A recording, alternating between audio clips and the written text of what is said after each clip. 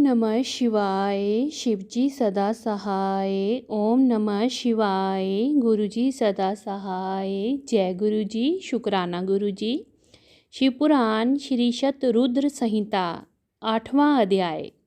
भैरव अवतार। नंदीश्वर बोले, हे सनंद कुमार जी, भगवान शिव के परम रूप भैरव जी हैं। एक समय की बात है, ब्रह्मा जी सुमेरु पर्वत पर बैठकर ध्यान में मगन थे। उसी समय देवता उनके पास आए और उन्हें हाथ जोड़कर नमस्कार करने लगे। तत्पश्चात उन्होंने पूछा, हे ब्राह्मण, इस संसार में अविनाशी तत्व क्या है? कृपया कर इस विषय में हमें बताइए।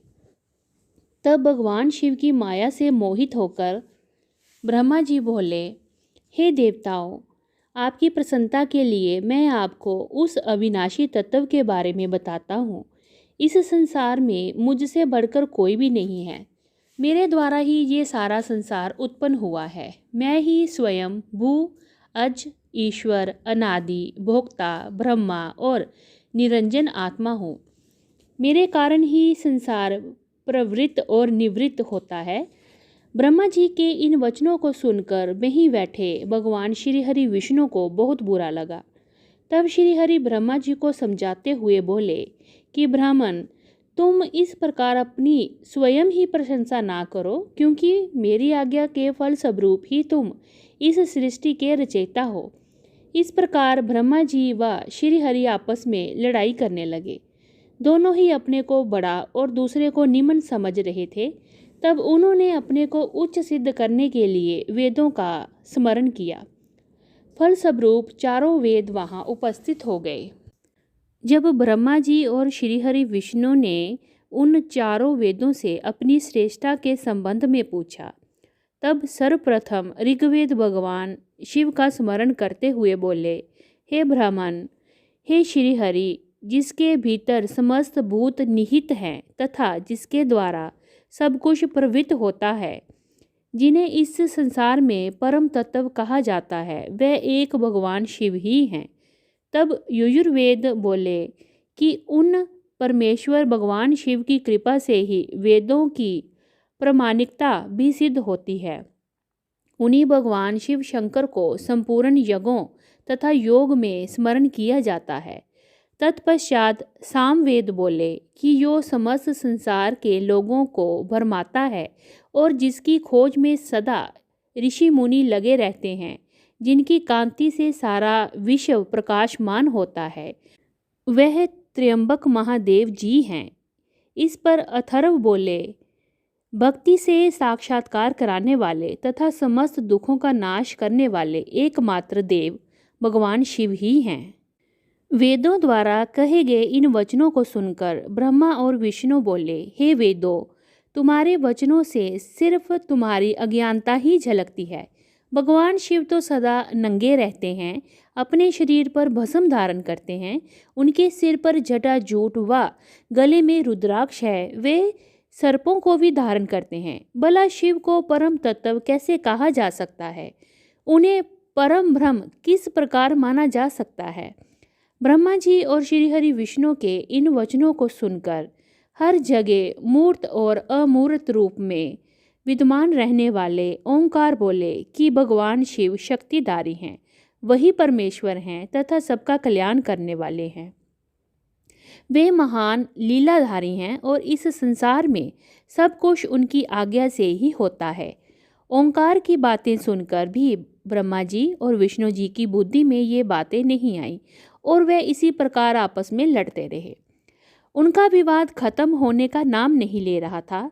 तभी उन दोनों के बीच में एक विशाल ज्योति प्रकट हुई।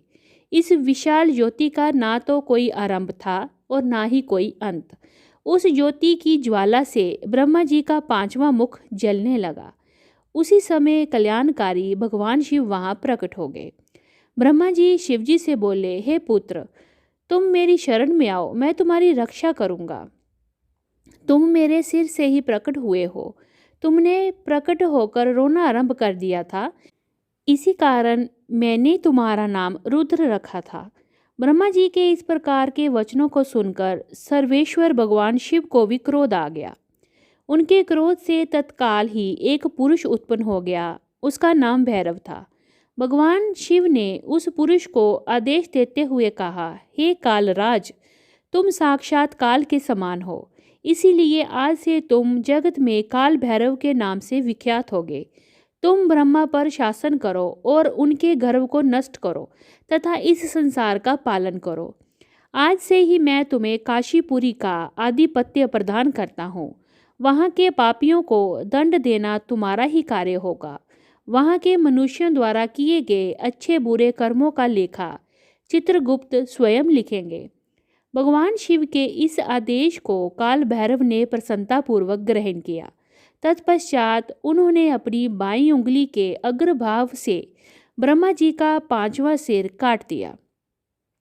ये देखकर ब्रह्मा जी भयभीत होकर शतरुद्रीय का पाठ करने लगे। भगवान शिव की कृपा से दोनों के बीच का विवाद तुरंत समाप्त हो गया।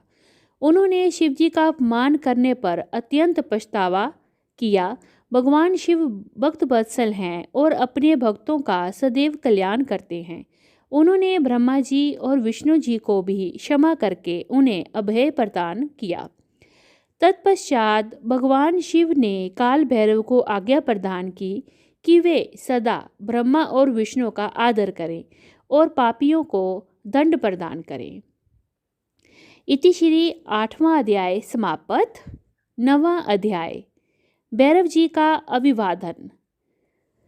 नंदीश्वर बोले, हे सनत कुमार जी, भगवान शिव का आशीर्वाद पाकर भैरव जी कालों के भी काल हुए।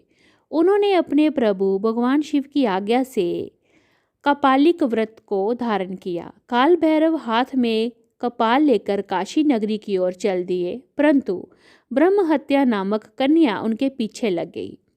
एक दिन जब काल भैरव कपालिक वेश धारण करके भगवान नारायण के स्थान पर गए, तब त्रिनेत्रधारी भगवान शिव के भैरव रूप को आता हुआ देखकर सब देवताओं व ऋषि मुनियों ने हाथ जोड़कर उन्हें प्रणाम किया और उनकी स्तुति करने लगे। भगवान विष्णु ने अपनी प्रिया देवी लक्ष्मी से कहा, हे देवी, आज हम दोनों धन्य हो गए जो हमने भगवान शिव के काल भैरव रूप का दर्शन किया। इन्हीं ने इस पृथ्वी को धारण कर रखा है। ये भगवान शिव ही शरणागतों को शांति प्रदान करने वाले तथा सभी तत्वों से युक्त हैं।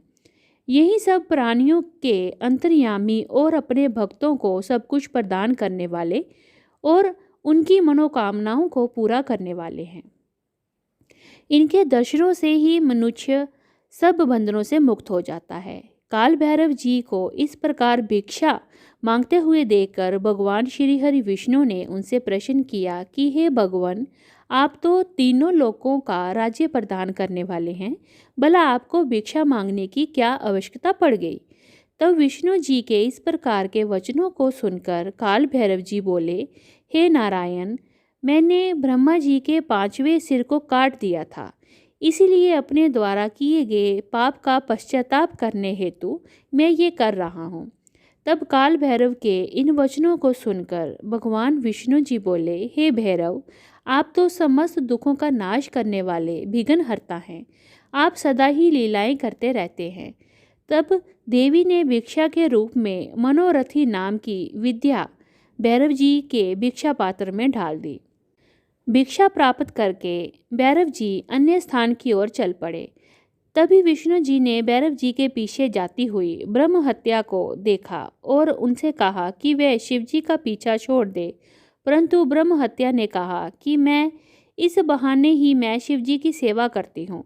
ये कहकर ब्रह्म हत्या फिर भैरव जी का पीछा करते हुए काशी नगरी के समीप आ गई। वहां पहुंचते ही ब्रह्म हत्या पाताल में समा गई और ब्रह्मा जी का सिर भैरव जी के हाथ से छूटकर पृथ्वी पर गिर पड़ा। जिस स्थान पर काल भैरव जी के हाथ से ब्रह्मा जी का 5वां सिर गिरा था, वह स्थान कपाल मोचन तीर्थ के रूप में प्रसिद्ध हो गया। जब तक भैरव जी पूरी पृथ्वी का भ्रमण करके काशी नहीं पहुँचे, उनके हाथ में ब्रह्मा जी का सिर चिपका रहा और काशी पहुँचते ही वह छूट गया। इसीलिए काशी नगरी को पाप नाशनी माना जाता है और ये सत्पुरुषों द्वारा सदा सेवनीय है।